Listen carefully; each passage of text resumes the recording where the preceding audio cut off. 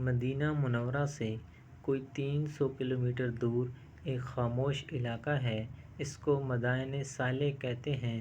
اس علاقے میں حضرت صالح کی قوم آباد تھی۔ اس قوم کو قوم سمود بھی کہتے ہیں۔ یہ قوم حضرت ہود کی قوم کے ہم عصر تھے۔ حضرت ہود کی قوم کو قوم عاد کہتے ہیں، جن کی باقیات آج کل بحرین کے سرا احبار میں موجود ہیں۔ چنانچہ قوم صالح یا قوم سمود نے اللہ سے کفر کیا۔ بہت بڑے، لمبے چوڑے اور طاقتور تھے۔ انہوں نے پہاڑوں کے اندر اپنے گھر بنا رکھے تھے جو کسی بھی موسمی شدت کا مقابلہ کر سکتے تھے۔ وہ حضرت صالح علیہ السلام کی تبلیغ کے مقابلے میں کہتے، اے صالح، ہماری عظیم الشان گھروں کو دیکھ، کیا ہم بہت زیادہ طاقت والے نہیں؟ اگر ہمارے مقابلے پر کوئی اور قوم ہے، ان کو لاؤ ہمارے سامنے۔ لیکن جب انہوں نے اللہ کی نشانی ایک اونٹنی کو مار ڈالا، اونٹنی کا بچہ روتا ہوا، چیختا چلاتا ہوا ایک پہاڑی میں گم ہو گیا۔ حضرت صالح نے اپنی قوم سے فرمایا کہ 3 دن اپنے گھروں میں فائدہ اٹھا لو، یہ اللہ کا وعدہ ہے کہ جھوٹا نہیں ہوگا۔ تو اللہ نے حضرت صالح علیہ السلام کو اور کچھ لوگوں کو اپنی مہربانی سے بچا لیا۔ اس قوم کو چنگھاڑ نے آ پکڑا، وہ اپنے گھروں میں اوندے پڑے رہ گئے۔ فرشتے کی وہ چیخ یا چنگھاڑ اتنی شدید تھی کہ ان کے کلیجے پھٹ گئے اور اپنے گھروں میں پڑے پڑے ہی ہلاک ہو گئے۔ وہ جتنے بھی طاقتور تھے لیکن اللہ سے زیادہ زور آور نہیں ہو سکتے۔ وہ برتر اور اعلیٰ ہے۔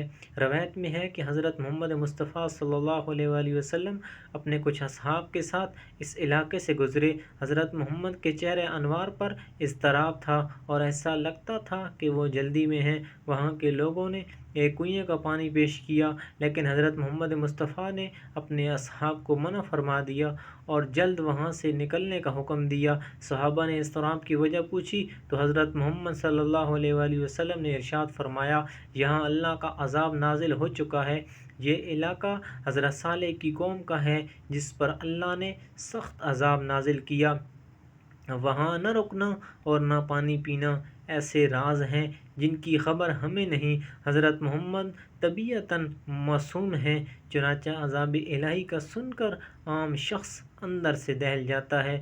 وہ تو اللہ کے رسول ہیں جن کو اللہ کی طاقت کا بخوبی علم ہے۔ بالکل ایسے ہی قوم لوط کے ساتھ ہوا۔ وہ لوگ ہم جنس پرستی مکروہ کام میں پڑ چکے تھے۔ حضرت لوط نے ان کو خبردار کیا، لیکن عیش و عشرت اور گناہوں کی لذت میں اس قدر غرق تھے کہ حضرت لوط کو ستانا شروع کر دیا۔ حضرت لوط علیہ السلام حضرت ابراہیم علیہ السلام کے ہم عصر تھے۔ اپنی قوم کو بہت سمجھایا لیکن وہ باز نہیں آئے۔ اللہ نے اپنے فرشتے حضرت لوط کی طرف بھیجے۔ انہوں نے حضرت لوط سے کہا کہ کچھ رات رہے یہاں سے اپنے اہل و عیال کو لے کر نکل جائیں۔ اللہ نے قرآن میں فرمایا ہے کہ ہمارے عذاب کا وقت صبح ہے، اور کیا صبح کچھ دور ہے؟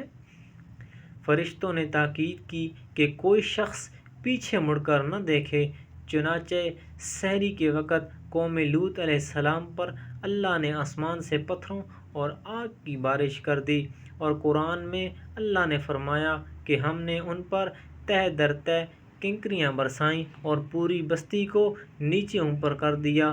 آج جدید سائنس نے اس بات کو ثابت کر دیا کہ جب یہ قوم زمین پر تھی اس وقت برج سنبلہ سے شہاب ثاقبوں کی بارش ہوئی تھی۔ وہ پتھروں کی بارش آگ کے بگولوں کی طرح اسی طرح قوم پر نازل ہوئی تھی۔ یہ اپنی دنیا میں مگن تھے۔ ان کی ہڈیوں سے پتہ چلتا ہے کہ انتہائی کربناک عذاب کی زد میں آ گئے تھے۔ حضرت لوط علیہ السلام کی بیوی نے اللہ کے حکم کی خلاف ورزی کی اور مڑ کر پیچھے تباہ ہوتا شہر دیکھنے لگی اور وہیں پتھر کی ہو گئیں۔ ان کی باقیات آج بھی بحیرہ مردار کے پاس وادی سدوم میں دیکھی جا سکتی ہیں۔ اللہ ہمیں اپنے سیدھے رستے پر چلنے کی توفیق دے اور عذاب الہی سے بچائے رکھے۔ آمین یا رب العالمین۔